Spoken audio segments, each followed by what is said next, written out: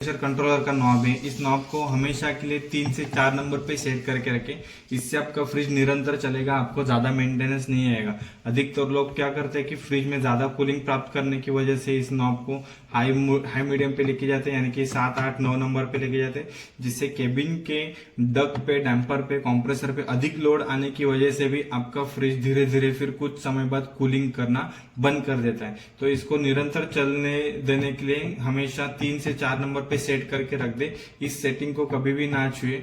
अगर आप कभी इसकी सेटिंग मतलब गलत अलग तरीके से करते तो वापस उसको दोबारा उसी सेटिंग पर लाके रख दे। इससे क्या होगा कि आपका फ्रिज निरंतर तक चलेगा। इस तरह से हमने डक्ट को फिट किया। अभी बारी आती है डोर स्विच की। ये डोर स्विच का काम क्या होता है, जब ये दरवाजा, केबिन का दरवाजा जब हम लगाते हैं, स्विच को मतलब दरवाजा लगाने से ऐसे स्विच दब जाता है, जिससे फ्रीजर के अंदर जो फैन होता है ना, ये बंद चालू हो जाता है। और जैसे हम लोग दरवाजा खोलेंगे तो फ्रीजर के अंदर का फैन बंद हो जाता है। मतलब हवा को उसी दिशा में कंट्रोल करके रखने के लिए यहाँ पर डोर स्विच दिया जाता है। तो वैसे ही अंदर की लाइट भी कंट्रोल होती है और स्विच भी कंट्रोल होता है।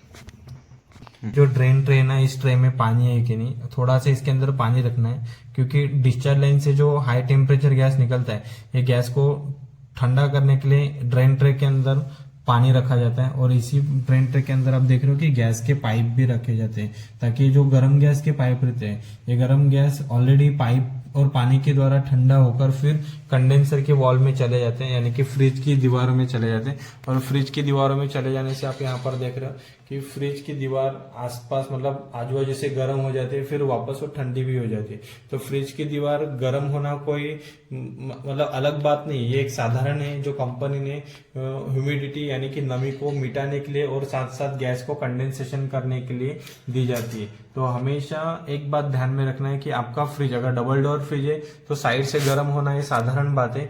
और दूसरा है कि यहाँ पर जो ड्रेन ट्रे रखा जाता है, ड्रेन ट्रे के अंदर कंटिन्यू कुछ न कुछ मात्रा में पानी जरूर रखना है। अगर कभी ये ट्रे आपको गीला दिखाई देता है तो उसके अंदर पानी थोड़ा सा रख दे, जिससे कंप्रेसर की एफिशिएंसी बढ़ती है और कूलिंग तेजी से होना चालू हो जाता है। टेम्परेचर चेक करने के लिए सेम थर्मामीटर का प्रयोग किया। थर्मामीटर के सेंसर को इस फ्रीजर असेंबली में कुछ ऐसे लटकते हुए रखेंगे। देखो आपने यहाँ पर जो सेंसर देखा ना, इस सेंसर को ऐसे फ्रीजर के डोर में लटकते हुए रख दो और लगभग इसका टेम्परेचर चेक करो। जैसे मैंने बताया था कि इसके नॉब को लगभग मिनिमम मोड पे सेट करके रखना है, तो हमें पता चलेगा कि फ्रीजर में करंटली टेम्परेचर कितना है और ये कैसे कम होते जा रहा है। यहाँ पर अभी हम लोग करंटली टेम्परेचर चेक कर रहे हैं, तो यहाँ का टेम्परेचर अभी फिलहाल हमें इस पोजीशन पे हमें बताते हैं 28 डिग्री है। कुछ 5 मिनट के भीतर इसका टेम्परेचर पूरी तरह से डाउन होना चाहिए, तभी हमें पता चलेगा कि फ्रिज में सही तरह से कूलिंग अभी होने लगी है। शुरुआत में जब हमने फ्रिज को चालू किया उस वक्त आपने देखा कि इसके अंदर लगभग 26 से 28 डिग्री टेम्परेचर था। कुछ ही मिनट बाद इसके अंदर टेम्परेचर अभी आप देख रहे हो कि -0.8 डिग्री सेल्सियस है। अगर ऐसे ही लगातार कंटिन्यू चालू रहा तो आने वाले 1 घंटे में इसके अंदर टेम्परेचर लगभग -15 के ऊपर जाएगा, मैक्सिमम -18 तक इसके अंदर टेम्परेचर जाएगा। तो इस तरह से केबिन और फ्रीजर का टेम्परेचर चेक करने के लिए हम थर्मामीटर यूज करेंगे। जब भी आप टेक्नीशियन के बेस पे अगर किसी के घर में रेफ्रिजरेटर या एयर कंडीशनर रिपेयरिंग के लिए जाते हो तो रिपेयरिंग करने से पहले और रिपेयरिंग होने के बाद उसका टेम्परेचर चेक करके कस्टमर को उसकी सूची अवश्य दे, जिससे दोनों भी सेटिस्फेक्शन हो सके। तो अभी हम फ्रीजर का टेम्परेचर चेक करें तो -1.0 है। अभी रियल में इसके अंदर की हवा फ्लो चेक करेंगे। आप यहाँ पर देख रहे हो कि ये जो असेंबली है, असेंबली को फिट करने के बाद इसके अंदर जो फैन चालू है, ये फैन हवा को सभी दिशा में फैलाव करने के लिए रेडी है। मतलब ये जो ग्रिल लगी है, इस ग्रिल में से हवा आगे आ रही है और ये जो ग्रिल है यहाँ से केबिन के अंदर की हवा, यानी कि इस कंपार्टमेंट में जो भी हम लोग कुछ फूड्स रखेंगे तो उनकी हीट इस डक्ट के द्वारा, जो डक्ट है इस डक्ट के द्वारा फैन अंदर खींचेगा और वही हवा को ठंड में परावर्तित करके यानी ठंड में बदल कर ऐसे केबिन में छोड़ेगा। यही क्रिया यहाँ पर होती रहती है।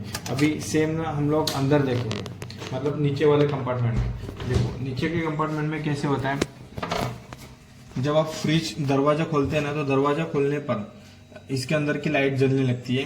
और यहाँ पर हम लोग अभी फ्लो देखेंगे। अभी फ्लो तो फिलहाल कुछ भी नहीं है, लेकिन जैसे में ये स्विच मतलब दरवाजा लगा हुआ है, स्विच को दबाओ ना तो लाइट बंद हो जाएगी और अंदर का मतलब यहाँ से हवा आना चालू हो जाएगा। देखो अब मैं जैसे ही स्विच को दबाया ना तो लाइट बंद हो गई और यहाँ से हवा आना चालू हो गया। तो कभी भी अगर आपके फ्रिज में ऊपर की ओर ठंडा हो रहा है लेकिन नीचे के भाग में अगर ठंडा नहीं होता है ना, तो उस वक्त ये डोर स्विच को दबा के रखें और ये जो ऐसे ग्रिल लगाई होती है ना, इस ग्रिल के सामने हाथ रख के देखें कि सभी ग्रिल में से हवा आती है कि नहीं।